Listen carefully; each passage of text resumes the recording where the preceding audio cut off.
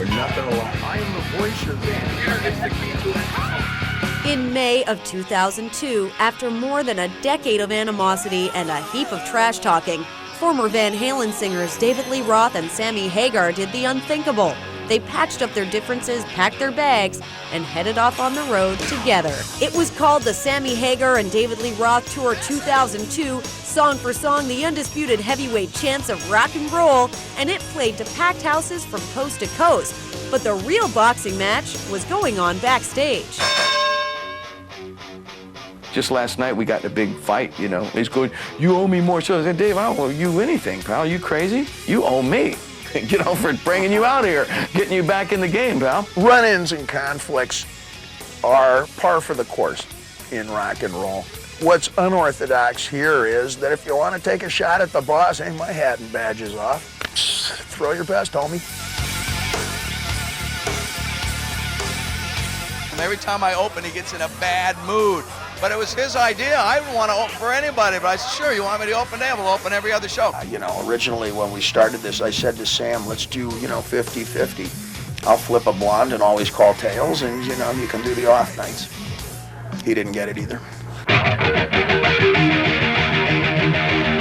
Dave doesn't do anything except walk out on stage and pretend like it's his show. He don't do the interviews. He doesn't try to sell tickets. And he doesn't jam. He doesn't want to go out, on stage together and go, hey, let's show these people this is a great tour. It's just like oil and water. Well, there's an entrance, huh? That's awesome. I don't really see that there's a whole lot of comparison. Sam throws a party. I am the party.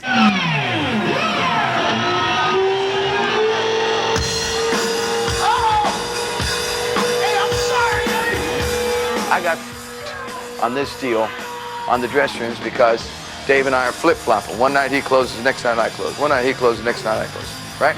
Well, tonight he's closing. He's got the big dress room, and I'm pissed.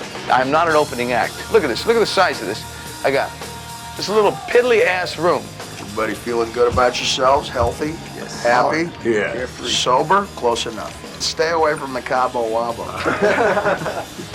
Wow!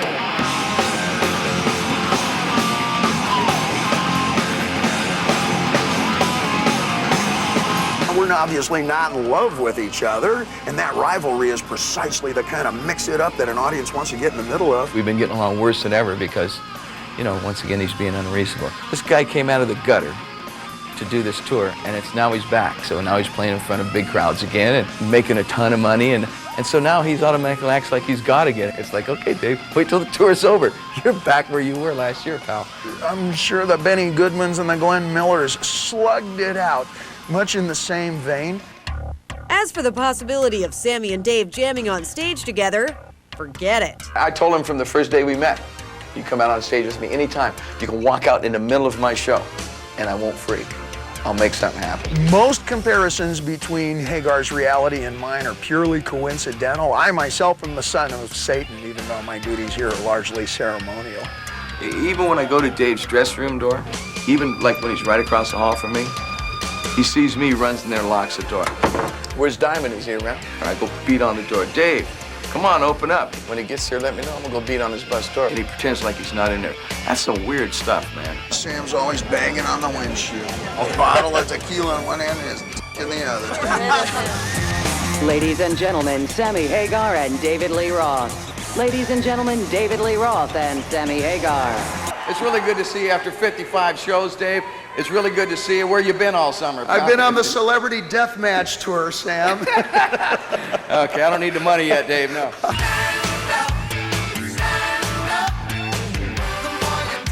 I don't like Dave anymore. I thought maybe Dave and I get along. I don't like Dave. Well, let's define get along. Do we have each other's phone numbers? No. Do we share strong drink and reasonable historic stories with each other? No. I guess my answer's no. What's rock and roll without a little drama, a little mix it up? Come on, you give peace a chance.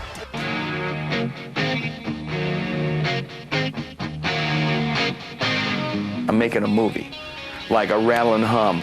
I'm gonna do this completely myself, and we're using a lot of real film and stuff. I'm really trying to do it right. And it's gonna be called The Long Road to Cabo, and then do my whole birthday bash.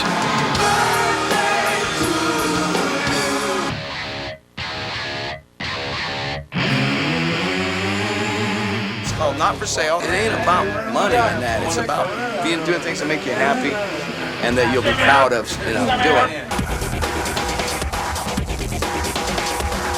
Dave, meanwhile, is busy working on new music and video projects. Will that include a sequel to the infamous No Holds Barbecue? Only time will tell. Let's cut to the crash right here at Club Dave.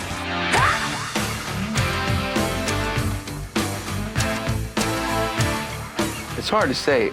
I'm not looking for it by myself, so I don't know if we could ever do it. But ideally, which is always on the chopping block, is Sam and Dave tour with Van Halen. I think that would be the only way to do it. Everybody's looking for something. Dave and I can get along. You can see we can do it.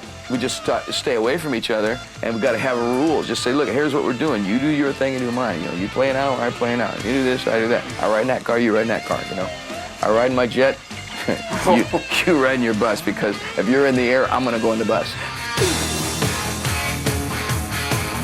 Hey, I'm an optimist. When I go fishing, I take a Nikon and a frying pan. You hope for the best, I expect it. Maybe this reaches out to Eddie Van Heineken. Love you, baby. You know my number. 2003 marks the 25th anniversary of Van Halen's first album, which means the band is eligible for induction in the Rock and Roll Hall of Fame. When that day arrives, will it bring the Van Halen reunion that their millions of fans have been praying for? It's hard to say, but hey, that's another show.